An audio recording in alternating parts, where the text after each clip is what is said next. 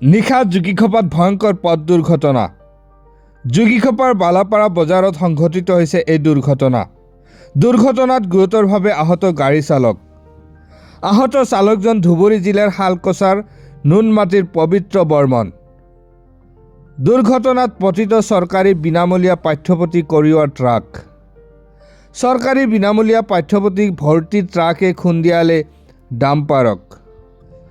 বালাপাৰাৰ বেলতৰীৰ পৰা আহি জুগিখোপা চাপৰ সংযোগী পথত উঠিয়েই নিয়ন্ত্ৰণ হেৰুৱাই 1109 ট্ৰাকখনে পথৰ বিপৰীত দিশত থিয় হৈ থকা ডাম্পাৰখনক প্ৰচণ্ড জোৰেৰে খুন্দিয়াই দিয়ে। ট্ৰাকখন গুৱাহাটীৰ পৰা পাঠ্যপুথি কঢ়িয়াই আনিছিল বৈতামাৰী খণ্ড শিক্ষা বিষয়াৰ কাৰ্যালয়লৈ।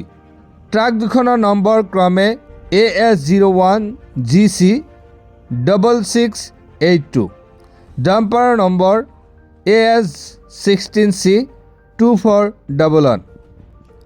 ঘটনাস্থলীত জুগিখোপা আৰক্ষী উপস্থিত হৈ পবিত্ৰ বৰ্মনক উদ্ধাৰ কৰি চলন্ত পৰা ক্ষুদ্ৰ প্ৰাথমিক স্বাস্থ্য কেন্দ্ৰলৈ প্ৰেৰণ কৰে। গাড়ীটো ডাম্পাৰখন ইয়াতে থিয়া হৈ আছিল আৰু সেইটো গাড়ীটো ইফালৰ পৰা বেলতলীৰ ছাইডৰ পৰা আহি ইয়াতে টাৰ্ণিং লোৱাতে এইটো গাড়ীতে আহি মাৰি দিলে ইয়াতে। গাড়ীখন এইটো ডাম্পাৰটো থিয়া হৈ আছিল ইয়াত।